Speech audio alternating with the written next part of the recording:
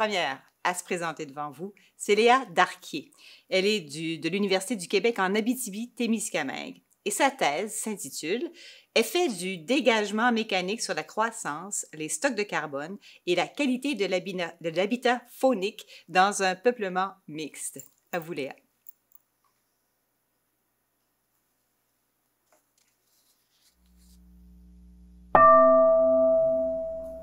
Le peuplier est mort, vive le peuplier.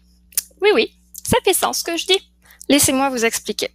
L'aménagement forestier ne consiste pas seulement à couper une forêt, la regarder pousser pour la recouper ensuite. Ça comprend également des travaux dits d'éducation qui permettent de diriger la régénération d'un peuplement vers une structure et une composition finale voulue. Le premier de ces travaux est appelé dégagement et consiste à couper toute végétation faisant compétition aux essences dites d'intérêt. Alors dans mon cas, je travaille dans un peuplement mixte de peupliers faux-trembles, le compétiteur, et d'épinettes, l'essence d'intérêt. Alors, le scénario idéal d'un dégagement donnant le résultat voulu serait que couper toutes les tiges de peuplier permettrait vraiment aux épinettes de mieux pousser. Le peuplier est mort, vive les épinettes. Mais bon, ça serait pas drôle si ça marchait vraiment, puis moi, je me retrouverais sans thèse. Et oui, le peuplier, c'est un sale tricheur, et il a un joker dans sa manche, le drageonnement. Pour expliquer simplement, une fois qu'on coupe un peuplier, de nouveaux individus, appelés drageons, vont repousser via ses racines pour compenser la perte. Vous voyez où je veux en venir? En dégageant les peupliers, on va relancer leur régénération, mais en pire, ce qui donne le résultat actuel. Dès l'année suivante, les peupliers sont repoussés et sont même présents en plus grand nombre. Le peuplier est mort, vive les peupliers. Et c'est là que j'entre en scène.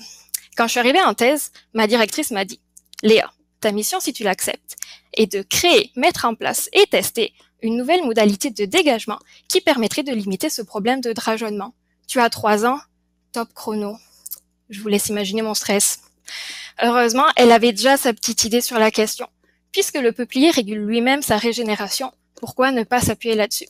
On a donc décidé de laisser les plus grosses tiges de peuplier dans un peuplement pendant le dégagement et de comparer les résultats aux méthodes traditionnelles. Nous espérions que le nombre de drageons soit donc plus petit, car naturellement régulé par les tiges laissées sur place, ce qui permettrait vraiment aux épinettes de mieux pousser. Alors évidemment, la croissance de ces épinettes n'est pas le seul paramètre important à prendre en compte en aménagement. C'est pourquoi je regarde également les stocks de carbone, qui jouent un rôle dans la lutte au changement climatique, ainsi que la qualité de l'habitat de la faune, parce que les Québécois aiment les animaux et la chasse. Une fois, d'un point de vue de pratique, et une fois que mes travaux seront publiés, croisons les doigts, mes résultats devront permettre aux aménagistes de décider quel dégagement est le plus adapté en fonction de leur but final, la production de bois, les stocks de carbone, ou avoir un peuplement adapté à la chasse ou à la conservation d'une espèce animale. Je vous remercie de votre attention. La recherche du compromis idéal, finalement. Merci beaucoup, Léa.